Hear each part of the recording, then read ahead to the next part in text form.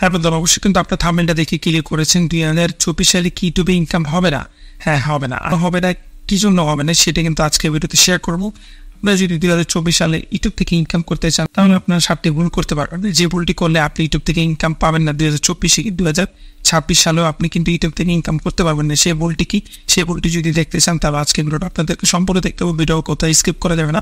ভিডিওতে কিছু গুরুত্বপূর্ণ বিষয় আলাপ করবে, যে আলাপটা অবশ্যই আপনি যদি একটা ইউটিউব চ্যানেল খুলতে চান তাহলে আপনার অনেক দরকারি হবে। তাই কথা না পারি চলে আসছি মূল ভিডিওতে যাওয়ার আগে একটা কথা বলতে চাই, আপনি যদি ইউটিউব রিলেটেড আরো টিপস এন্ড টিপস ইউটিউবের ব্যাপারে ভিডিও দেখতে চান অবশ্যই চ্যানেলটাকে সাবস্ক্রাইব করুন, ভিডিওতে লাইক দিতে বলবেন না।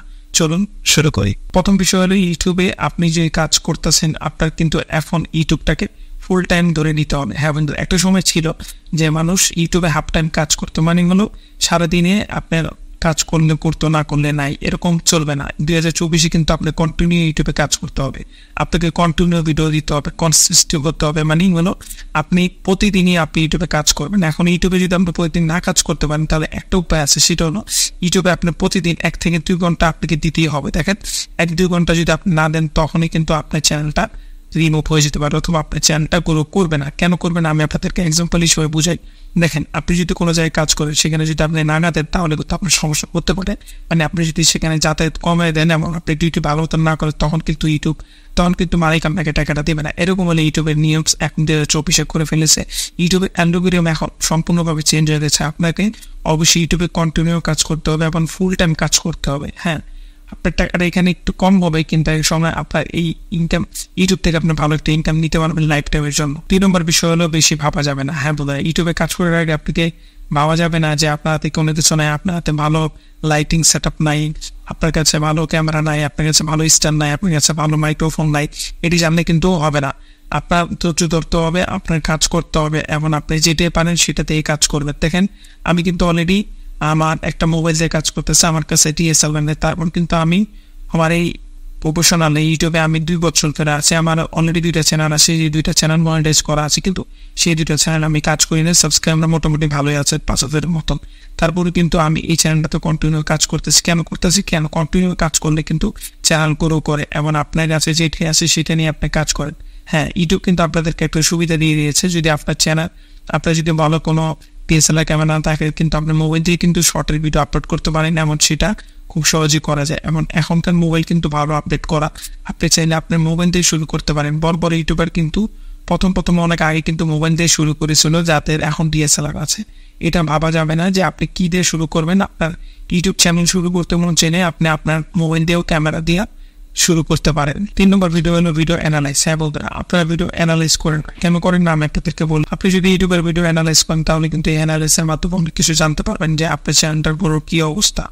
অনেক ইউটিউবাররা আছে তাদের চ্যানেলের গ্রোর অ্যানালাইসটা দেখে না, আমি নিজে প্রতিদিন অ্যানালাইজ দেখে থাকি। কেননা ইউটিউবের অ্যানালাইসটা চেক করলে আপনি কিন্তু আপনার ভিডিও সম্বন্ধে, আপনার চ্যানেলের সম্বন্ধে বুঝতে পারবেন যে আপনার চ্যানেলটা কোন পর্যন্ত গেছে, আপনার চ্যানেলের কি সমস্যা হচ্ছে, সবকিছু কিন্তু অ্যানালাইসে দিয়ে থাকে। এবং অ্যানালাইসটা চেক করার জন্য আপনি ওয়াইটি স্টুডিও অ্যাপটাকে ব্যবহার করতে পারেন। সেই অ্যাপের মাধ্যমে আপনি দেখতে পারবেন যে আপনার ভিডিও অ্যানালাইসটা গ্রোথটা কতটুকু গিয়েছে। এই জন্য বলছে অবশ্যই কিন্তু ইউটিউব ভিডিওর অ্যানালাইসটাকে আপনাকে চেক করতে হবে। দেখেন, অ্যানালাইস আপনি যতবারই চেক করেন না কেন আপনার কোনো সমস্যা হবে না। অবশ্যই আপনার প্রতিদিনের ভিডিওর জন্য প্রতিদিন আপনি অ্যানালাইসটা চেক করে থাকবেন। অ্যানালাইসটা কিন্তু বড় ইউটিউবারই চেক করে থাকে এবং তাদের অ্যানালাইস অনুযায়ী তারা ভিডিও আপলোড করে থাকে। আরেকটা কথা বলতে চাই, আপনি যদি ইউটিউবের অ্যানালাইস চেক করে নিয়ে ফুল ভিডিও দেখতে চান অবশ্যই কমেন্ট করবেন। আপনাদের জন্য অ্যানালাইস কীভাবে চেক করে, কি চেক করার পরে কি উপায় হয়, কিভাবে করা যায়, সবকিছু ভিডিওতে শেয়ার করবো। অবশ্যই আজকে ভিডিওতে কমেন্ট করে দেবেন যে অ্যানালাইস নিয়ে আপনাদের সাথে ভিডিও শেয়ার করবো কিনা। 4 নম্বর বিষয় হলো ভিডিওর শুরুতেই বাড়তি কথা বলা। হ্যাঁ বন্ধুরা, আপনি কিন্তু আমার এই ভিডিওর ইন্ট্রোটা দেখেছেন।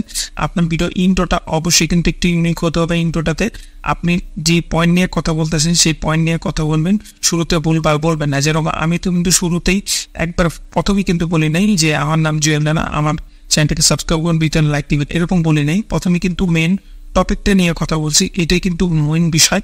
আপনি যখনই ভিডিও আপলোড করেন না কেন, ভিডিও বানান না কেন, তখনই কিন্তু আপনি আপনার ভিডিওর মেইন টপিকটা নিয়ে কথা বলবেন। কেন 2024 সালে কিন্তু মানুষের কাছে সময় নেই, সবাই কিন্তু শর্ট ভিডিও দেখে। আপনার লং ভিডিওটা কেন দেখবে? যদি আপনি এখানে ইন্ট্রো না দেন, আপনার ভিডিওতে সঠিক যে তথ্যের জন্য ইউটিউবে মানুষ ভিডিওটাতে ক্লিক করেছে সেই তথ্যটা যদি ফার্স্টে না বলেন তাহলে কিন্তু লাস্টে যে আপনার ভিডিওটা কেউ দেখবে না। এই জন্য আপনি যে টপিক নিয়ে কাজ করতেছেন, যে টপিকের ভিডিও দিতেছেন, সেটা কিন্তু প্রথমেই আপনাদেরকে সাবস্ক্রাইবের সাথে শেয়ার করতে হবে যে আপনি এই টপিক নিয়ে এই ভিডিওটা আজকে দিবেন, তাহলে কিন্তু সে এঙ্গেজ হয়ে যাবে আপনার সাথে। কেননা সে এই টপিকের জন্যই কিন্তু, এই কারণেই কিন্তু আপনার ভিডিওতে একটা ক্লিক দিয়েছে এবং আপনার চ্যানেল সাবস্ক্রাইব অলরেডি পরে করবে যখন আপনার ভিডিওটা তার ভালো লাগবে। এই জন্য ফালতু কোনো পেঁচাল পাওয়া যাবে না। প্রথমেই আপনি মেন টপিকের কথা, মেন পয়েন্টের কথাটা বলবেন যেন সাবস্ক্রাইবার আপনার ভিডিওটা দেখে। আর হ্যাঁ, ভিডিওটা মেন প্রথমেই কিন্তু 30 সেকেন্ড আপনাকে দেখতে হবে, এবং 30 সেকেন্ড যদি আপনি আপনার অডিয়েন্সকে আটকিয়ে রাখতে পারেন তাহলে কিন্তু আপনার চ্যানেলটা গ্রো করবে 100%। 5 নম্বর বিষয় হলো ইউটিউবের ভিডিও এসইও। হ্যাঁ বন্ধুরা, সময় আমরা জানি ইউটিউবের ভিডিও কিন্তু এসইও করতে হয়।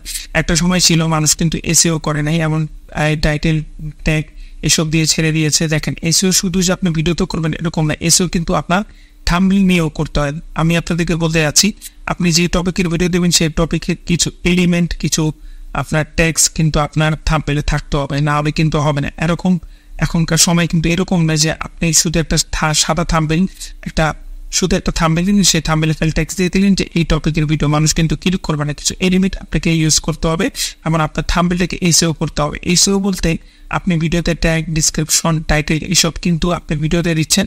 আপনার এসইও করার জন্য আপনার থাম্বনেলেও কিন্তু টাইটেল দিতে হবে ভালো মতন, এবং যেই টাইটেলটা দেখে কিন্তু ইউটিউবে মানুষ ক্লিক করবে। মনে রাখবেন, ইউটিউব কিন্তু এরকম একটা প্ল্যাটফর্ম, সেখানে মানুষ কিন্তু সময় কাটাতে চায় না এবং সবাই স্ক্রল করতে থাকে। যদি আপনার থাম্বনেলটা ভালো হয়, আপনার থাম্বনেলটা এসইও করা হয়, তাহলে কিন্তু থাম্বনেলে একটা ক্লিক করে। হ্যাঁ আপনাদের কিভাবে থাম্বনেল বানাতে হয় এই নিয়ে কিন্তু অলরেডি ইউটিউব বানানোর ভিডিও আছে, আমার চ্যানেল একটা ভিডিও আছে, অনেকদিন আগে দিয়েছিলাম 2023-এ। আপনারা যদি কমেন্ট করেন 2024-এ কীভাবে একটি ইউটিউব ভিডিওর থাম্বনেল বানাবে সেটা নিয়ে একটা ভিডিও আমি আপনার সাথে শেয়ার করবো। অবশ্যই আপনারা কমেন্ট করুন, ভিডিওতে একটা লাইক দিতে ভুলবেন না। আর হ্যাঁ, যদি আপনি নতুন হয়ে থাকেন অবশ্যই কিন্তু কমেন্টটা করতে ভুলবেন না। 6 নম্বর বিষয় এবং লাস্ট একবারে ইম্পর্টেন্ট বিষয়, সেটা হলো পুরোনো ভিডিওকে না দেখা। হ্যাঁ বন্ধুরা, আমরা সবাই জানি আমরা যখন নতুন ভিডিও আপডেট দিতে থাকি, যখন যে ভিডিওটি আমরা করে ফেলেছি সেই ভিডিওটি পিছিয়ে গেছে, যে ভিডিওটি চলে যেতেছে অলরেডি, সেই ভিডিওটি আমরা খেয়াল করি না, এটা করা যাবে না। আপনি যদি অ্যানালাইজ চেক করেন তখন কিন্তু আপনি পুরান ভিডিওটি চেক করবেন, কেননা পুরান ভিডিওতে কিছু কিছু ভিডিও আছে যে টপিকটি এখন ট্রেন্ডিংয়ে আসতেছে। দেখেন, ট্রেন্ডিংয়ের টপিকটি কিন্তু খালি ঘুরে, এবার বিরিং যে টপিকটি আছে এটি ঘুরে।